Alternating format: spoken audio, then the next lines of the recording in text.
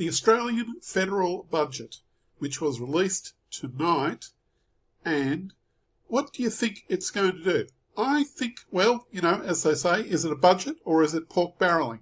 If it's a budget, it's going to deliver something for the people. If it's pork barrelling, yes, we know there's an election coming up. It may deliver something for the individuals and for the businesses out there. But is it really even doing that? Let's have a look at some of the pluses and some of the minuses. For me, there are maybe just a couple of pluses that have come out of the budget that I've been able to spot so far that might have just about this much effect upon the Australian public. And that is, first of all, the non-compete clauses being banned from workplace contracts or employment situations, that sort of thing, so that people can actually pick up and move from where the business that they're working in and either set up a new business themselves or go from one place to another and maybe get a higher paying job, or even a business there that's fully in their control because there's the non-compete clauses will no longer be pursued, and that's for amounts under $175,000 per year. That's one tiny improvement, one little tiny improvement. The other one is the ability to skills transfer for, particularly the trades, electricians, plumbers, all that sort of thing that you may need. If you're working in Victoria, you could then probably go to New South Wales.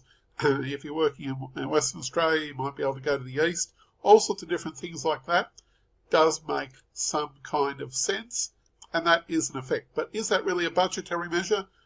It's more of just simply a legal change, and hey presto, you've pleased the people.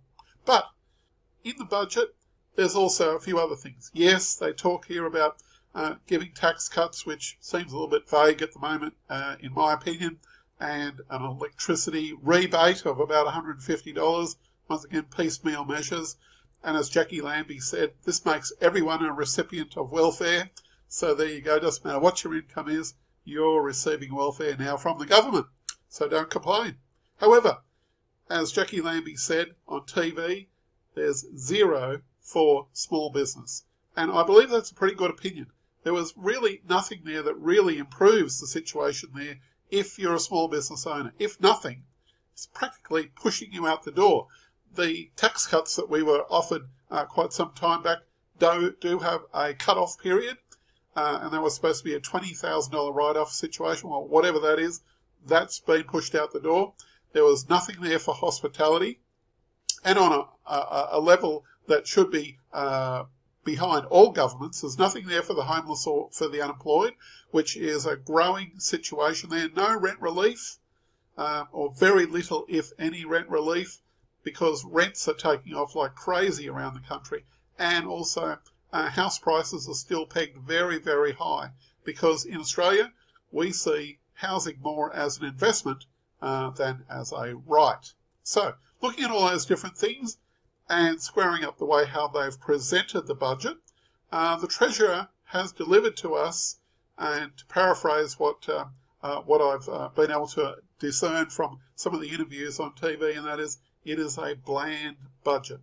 A bland, middle of the road budget, not really there to be that risk-taking, and simply not really being there to say, well, we're doing something, but it's really very small what we're actually doing for people out there.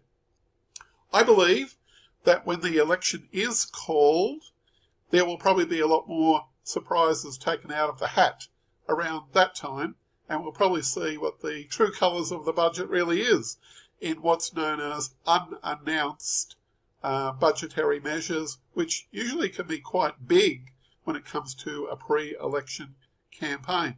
They can pull a lot of rabbits out of the hat, and they're doing more and more of that. It doesn't matter which side of the government you pick, they're doing more and more of that each year coming by. And at the moment, there's probably no surprise why we've got a very large crossbench, because people are getting more disinterested by the day by the two major parties in this country here of Australia. So anyway, that's my point of view. This is David Newton speaking.